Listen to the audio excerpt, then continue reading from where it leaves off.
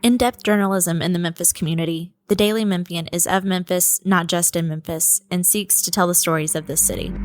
TheDailyMemphian.com. Truth in place.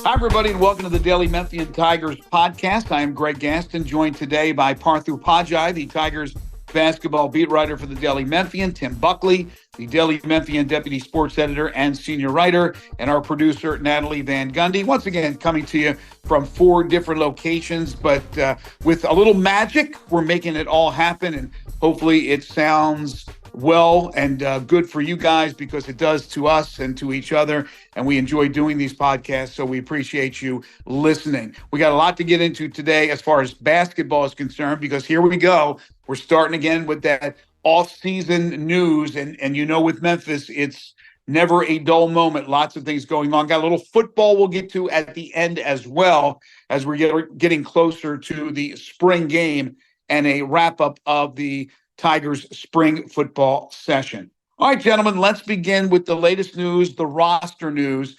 And first of all, let's talk about those who are leaving, and then we will get into who are going to be coming to Memphis. And Parth, let me begin with you. The latest news was Carl Sharonfont, who announced that he would be jumping into the portal. I don't think that was a big surprise. And then Ashton Hardaway, one of Penny's sons, who played his freshman year here last season, he has jumped into the portal. Your thoughts on that?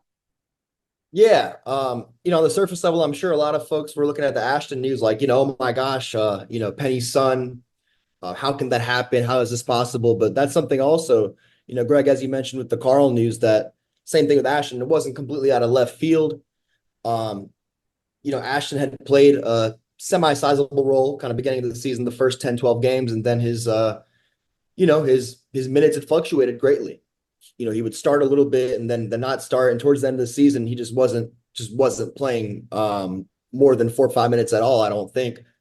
So it just seemed like, with all the changes that are happening, to the roster this season going into next, that, he wanted a different fit, somewhere where he'd have a larger role, a more established role. And it's hard for, Penny or anybody really to give guarantees when you don't know what pieces are coming in, right? Like, they could get wings in, they can get shooters in, they can get stretch fours in. All of that obviously would affect Ashton's playing time.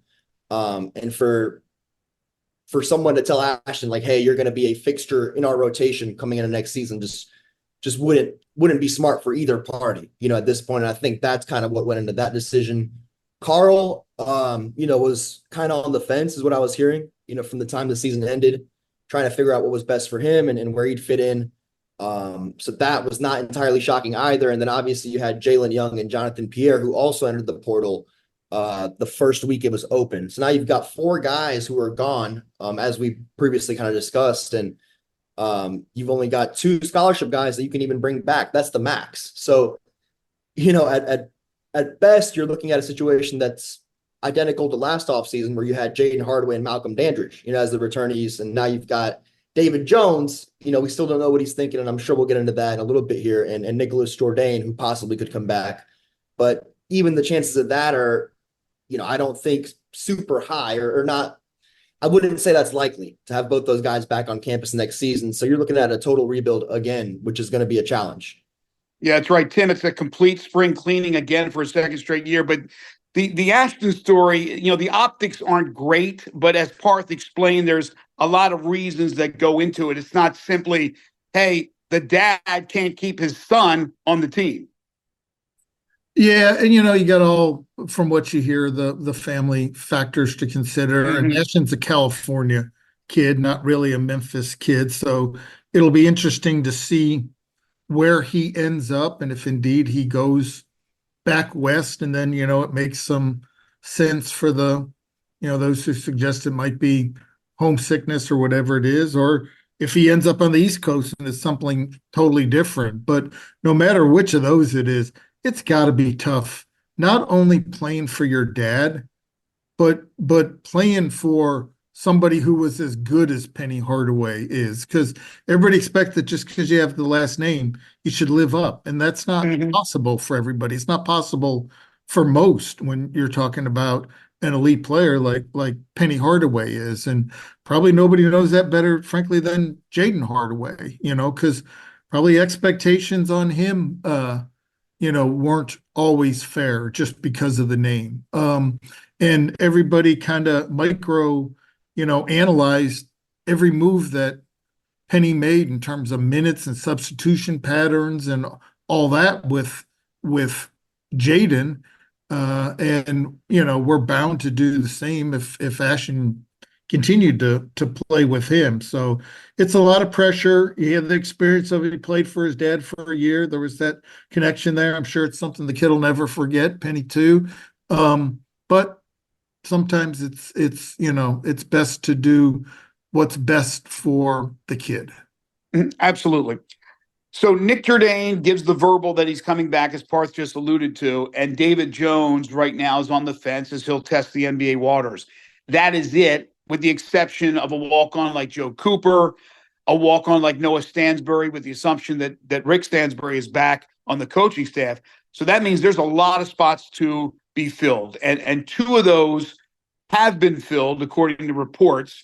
One being PJ Haggerty from Tulsa, who I know you had a chance to talk with, Parth, a guy who scored 27 points against Memphis in their only meeting this past season. He comes with a lot of credentials. He can play defense. Offensively, he's very good in scoring the basketball, distributing. Just a good all-around player that got a lot of accolades, as he deserved this year, in the American Conference. And he does have, although in this day and age it really doesn't matter right now with the portal, but he has several years of eligibility remaining. So I think a lot of people are excited about the pickup of PJ Haggerty. Yeah, it's an exciting one. Obviously completely different players, different playing styles, but it kind of reminds you of what Penny and the staff did 2 off seasons ago, where they plucked Kendrick Davis, the AAC player of the year, the reigning AAC player of the year at that time, off of SMU. Different situation, like we said, this is a freshman, had one monster year, and the rest is still to be written, but this is a guy who won the Conference's Freshman of the Year award, 3rd team All-Conference, freshman All-American. So definitely someone who's kind of been there, done that right in terms of this conference and dominating it for a season. And someone who they can build around for the foreseeable future if he, chooses to stay, or I guess if he doesn't have a season that, makes it obvious that he will move on to the professional level. But these are the type of guys that you want, if you're Penny, if you're Memphis, versus kind of the 1-year mercenaries, as people call them, your Javon Quinterleys, your Naquan Tomlins, those kind of guys who are looking to kind of max out in their last year, whether it be for playing time, for NIL. This is the guy, PJ Haggerty, who still feels like his ceiling is very high, and he hasn't even come close to reaching it. So definitely looking to develop and looking to win. And it sounds like the kid's hungry, which is awesome. Parth, the other player that has been, according to reports, connected with Memphis and is moving on to the University of Memphis is Dain Dainja. Now, he comes from a power conference, from the Big Ten, from Illinois. He is a big guy, and I mean a big guy at 6'10", 260, 265, who didn't get a ton of playing time this year, although his numbers were decent. Got a lot more playing time 2 seasons ago. What's the story with Dain Dainja? Yeah, he's interesting. So the surface level, you look at him, like you mentioned, a big guy in height, in size, in stature, all of the above. He's 6'9", 255, I believe. A guy you got to throw the ball into and be deliberate about running your offense through him. We saw that just not work, right? We saw that not work with Jordan Brown. How is it going to work with Dain Dainja? I'm not sure, but I think that's the biggest question mark there in terms of fit. But this is a guy who played, at the Big Ten level versus Jordan Brown coming up from Louisiana, right? Taking that jump in conferences. This guy's playing in the Big Ten, going up against your Zach Eady's, your players of that caliber. Now he's taking a step down. So you're hoping that production can spike along with that.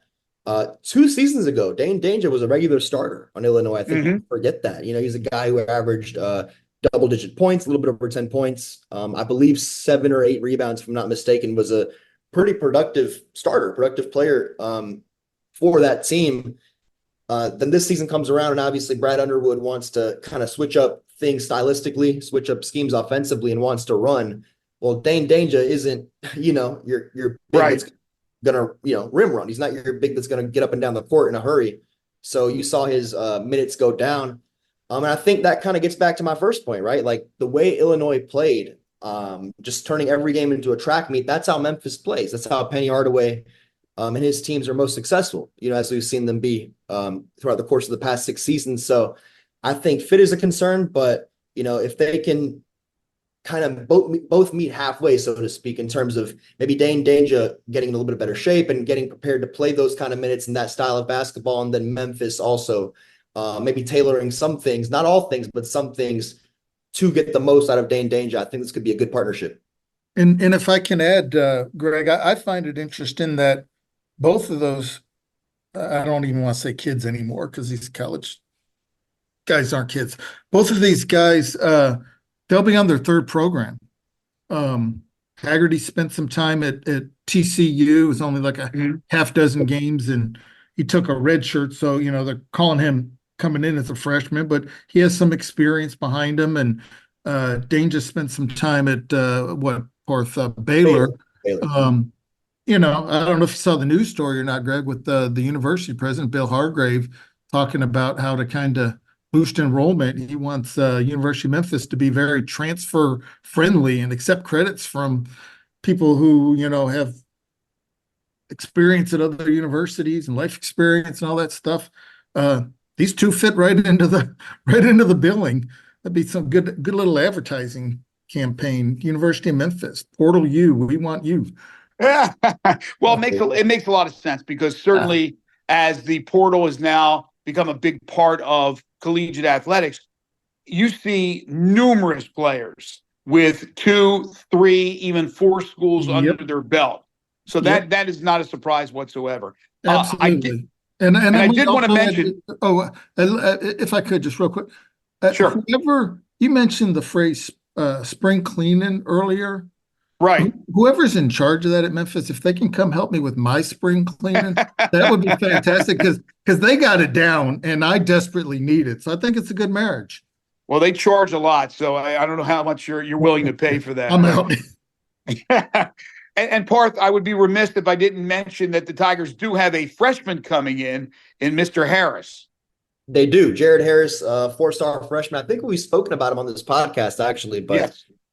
Kid right outside of the Houston area, kind of a raw talent, but super athletic, plays defense, kind of, is a guy who turns defense to offense, right? Like jumps passing lanes and gets out on the fast break and kind of soars. So I don't know if that's a guy that you want to rely on, in your 6, 7, 8-man rotation, but we know Penny likes to play, 9, 10 guys. So I wouldn't be surprised if Jared Harris is a, key fixture in that kind of deeper rotation, that 9th or 10th man, if you will. Obviously, Greg, you mentioned it, and I'm sure we'll get into it here shortly, but plenty of gaps still left to fill, even with those 2 transfers and Jared Harris ready to be Tigers. Well, speaking of gaps, what are you hearing? What's out there right now in the Twitterverse, social media, as far as the next few that Memphis may end up getting? Yeah, for sure. I think one thing that's interesting to me is this offseason, you saw kind of Memphis's name mentioned less. I don't know if you guys feel the same or have seen the same, but yes. Last season, the year ends and every single post by Joe Tipton, by your national guys, by Portal Report, whatever, you see Memphis associated with a kid in some capacity. It was like Memphis and Arkansas on every single list. Well, this year you're not seeing that. Memphis seems like they've been a little bit more selective and even making contact, a little bit more selective in how far they're bringing kids along in this process and, who they're getting on campus and that sort of deal. So it's been quiet overall, but there have been some names, Greg, as you said. Aaron Scott is one of those names out of North Texas, the 6'7" wing, who's kind of a defense first guy. Was one of the conference leaders in stocks, steals and blocks combined. Is a capable 3-point shooter. I think shot 37% from 3, and is long and is athletic. Kind of fits that mold when you think of a Penny player. But I don't know if you guys saw the report that he was on a Zoom call with Rick Pitino, apparently, last week as well, when it seemed like things were trending towards, him becoming a Tiger. So I'm not sure if Rick has kind of swayed him in a different direction, or if that's put a pause or a halt, if you will, on where things stand with Memphis. But that's one to monitor. Jonathan Lawson, We all know Jonathan Lawson well, the Lawson Sure. family, Memphis kid, former Memphis Tiger, went to Creighton, kind of saw things not really work out. And, with his recruitment reopened, so to speak, with him in the portal, Memphis is one of the names high on that list. You look at the list and you see teams like Austin P, you see teams like kind of your mid-major squads, and Memphis obviously is on a different stratosphere than those teams. So I think that would make a lot of sense. If Penny seems to think that there's use for him, that he can have a role here on next season's team, that's one to watch out for. And then the rest is just, kind of a wait and see thing. Guys are still entering the portal, multiple guys a day. I think we've exceeded the 2,000 player mark. Did that early last week, but with the tournament now over and the dust having now kind of settled on the season itself, the action on the court, you're going to see a lot more guys still enter. And I think Penny and the staff don't want to wait until August, because we saw that not work out last year, but they certainly don't want to kind of ask the first girl at the dance to dance, so to speak. You made an interesting point that I want to bring Tim in on. About 2 years ago, when they brought in Kendrick Davis, it seemed like there was a rhyme and a reason for everybody that he signed. There were role players. There was the star to go along with DeAndre Williams. You had 1A and 1B. Last year was kind of a hodgepodge of talent, but maybe not a rhyme or reason. Kind of try to force a person into this position or have this person do something that maybe they're not used to doing. I'm not sure, because it's hard to tell with Penny what's the method behind the madness. But what do they need? Point guard, guy who can take control. He goes out and gets Haggerty. A big who's physical. He goes out and gets Danger. Now you got to find those shooters out there. But it seems like maybe there's more of a reason, again, why he's going with these guys, Tim, as opposed to just going out there, throwing out his name, the university's name, with every Tom, Dick, and Harry who's in the portal, and to try to just amass talent. Yeah, I think there's two approaches, it seems like, that you got to really hit on to make the heavy portal approach work. And one is guys who fit into what you have done and what you want to do. And for instance, Jordan Brown really was one of those ones that raised eyebrows in terms of is he really the right fit for what the Tigers want to do? So you got to make sure you hit on that aspect of it with everybody. And then the other part of it is, can you hit on guys who are going to understand what they're brought here to do? I think one of the biggest problems they had with that roster last year was they brought in too many alphas from the portal, and it bit them.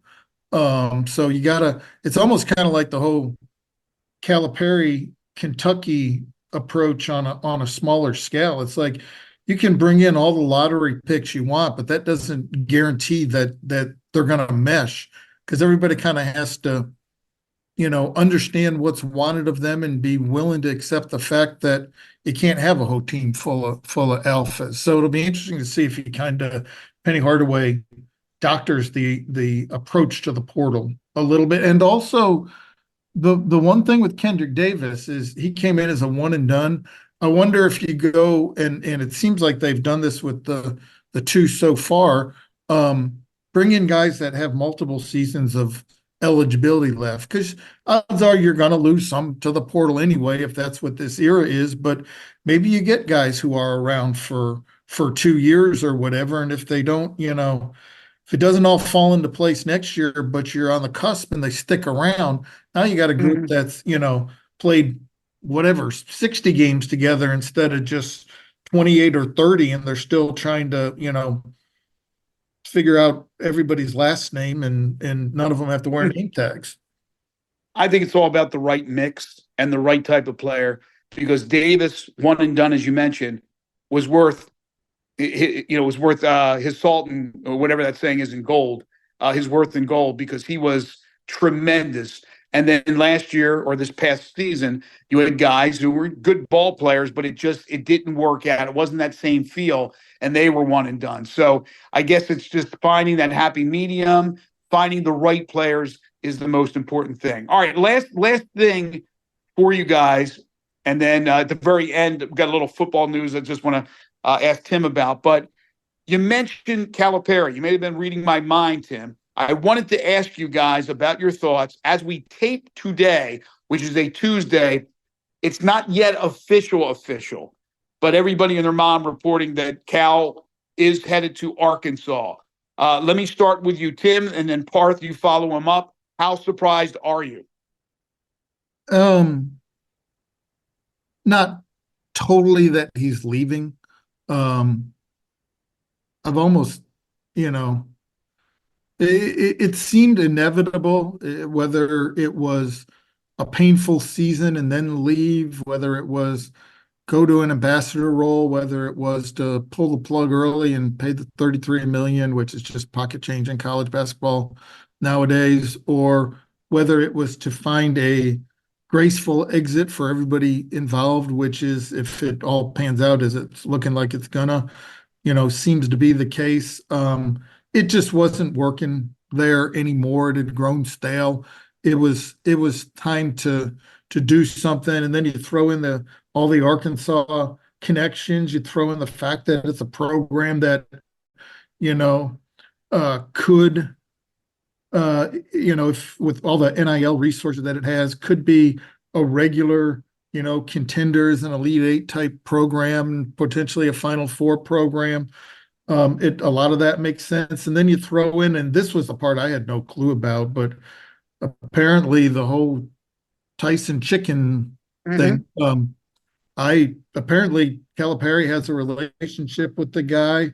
I didn't really understand, frankly, his whole connection with the Arkansas program. I just know they make good nuggets. So, but then you throw that in and it all makes sense. It's another huge corporation out that way in Western Arkansas that has a lot of money, and Cal happens to know the guy. So there's that relationship. Parth? Kind of echoing what Tim said. Not surprising that there is a parting of ways, right? However you want to phrase that, between John Calipari and University of Kentucky. I think Arkansas kind of caught me off guard a little bit. But as soon as this all started, right? This all started because Andy Enfield. No, I'll even backtrack more. This all started because SMU fired Rob Lanier. And we're all like, what is going on? But here come the dominoes. That move. What was that, Greg? Here come the dominoes, right? The dominoes. And who would have connected Rob Lanier's firing at SMU to John Calipari? Like, nobody would have thought that was even remotely connected or similar or whatever. But 2-3 weeks ago when that happens, we're all scratching our heads.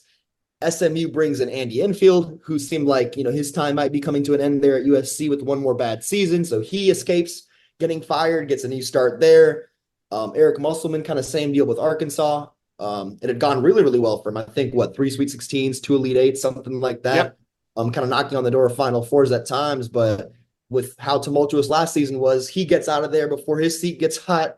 And now you've got an open Arkansas job, and you've got a perfect escape route for John Cal, who, was, if that buyout was not 33 million, he would have been fired. Like, it's just, I think we can all agree on that. It's that simple, but with the talent coming in, that talent well, if you will, not dried up, and the buyout being what it was, they weren't going to make that move. Cal kind of got in front of it and said, hey, I'm going to see myself out of this one. And that's kind of what happened. I had no idea either about the John Tyson, I think CEO of Tyson Foods connection, but that is awesome. I think just that investment of NIL resources, that increase of resources is going to make, kind of that talent pipeline that Cal had at both Memphis and Kentucky now continue at Arkansas. That's going to be exciting. It's one of those things, and I don't know if you texted me this, Greg, or you tweeted it, or if it was somebody else, but it almost, it kind of reminds you of just the whole Josh Pastner to Georgia Tech exit from Memphis thing, where it's kind of like everybody just takes a deep breath and it's like, whew, that worked out for everybody. It just eliminated a lot of potential awkwardness.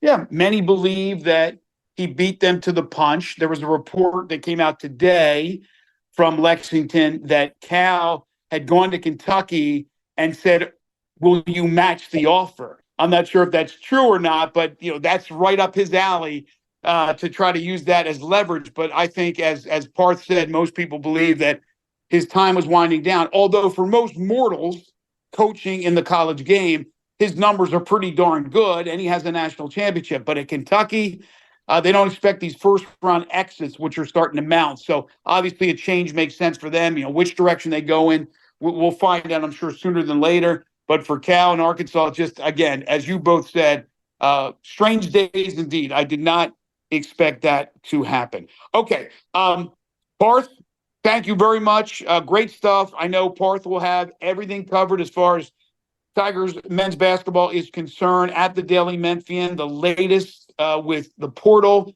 Any news with basketball, make sure to keep it locked in on the DM and follow Parth on Twitter as well. Thank you, Parth. Awesome. Thanks so much, y'all. And then, Tim, for you, before we wrap it up, as everyone knows that follows Memphis football, Lou Esposito has come and gone. That left a position open on the coaching staff, and it has been filled. Spence Nowinski is the former defensive coordinator at Ohio University, where he'd been the last couple of years as the DC, and also coaches the defensive ends. He will take over as the assistant defensive coordinator, basically under Jordan Hankins, and of course under the auspices of the head coach, Ryan Silverfield, and he'll coach the defensive line. But he leaves, again, the DC to become an assistant DC at Memphis. And this is a guy who last year was on the Broyles watch list for the top assistant coach in the country and was actually named the defensive coordinator of the year for the group of 5. So that's a pretty darn good get this late in the game, in the midst of spring football, to be able to pick up a guy with 30 years of coaching experience. Yeah, it is. I don't know how many different logos the MAC has had in the last few decades, but I think this guy has apparel with every single one of them. But it makes sense in that regard, because he has DC experience, and it's a step up. I mean, let's be honest. Among the group of 5, the MAC is kind of widely regarded as number 5 in that race. If you're from a MAC school, obviously you'd argue against that, but that's I think the kind of the general reality of it. So it's a step up. The whole assistant defensive coordinator, co-defensive coordinator. I think we've talked about that before. A lot of times those things are just kind of extra titles that you throw on so you can give somebody a little bit of a pay bump and justify it on paper. But you know what? When you're in the middle of a change with your defensive coordinators anyway, it's nice to have somebody on staff with defensive coordinator experience like he does, and it'll be helpful in that regard. The short notice thing, look, guys are making moves in the spring all the time. I've seen assistants, show up at one place, literally be there 2 weeks, and then before the season starts, they're somewhere else. That happens, but it's a good get considering the circumstances, considering you're in early April. I think this one was actually made several days ago. They just finally got around to releasing it, but it seems like a nice experience pickup. Tim, thank you. We'll do it again next week. You got it, Greg. Sounds good. That's Tim Buckley, the Daily Memphian deputy sports editor and senior writer. Folks, be sure to check out our other podcasts at the Daily Memphian, the Daily Memphian's food podcast. It's called Sound Bites. It's hosted by Chris Harrington and Holly Whitfield. The Sidebar with Eric Barnes is about arts, culture, and everything in between. And the Grizzlies podcast, also hosted by Chris Harrington with Drew Hill. All of our podcasts are available on Apple Podcasts, Spotify, or wherever you find podcasts. Again, thanks to Parth, thanks to Tim, thanks to our producer, Natalie Van Gundy. Thanks to you for listening. We'll do it again next week.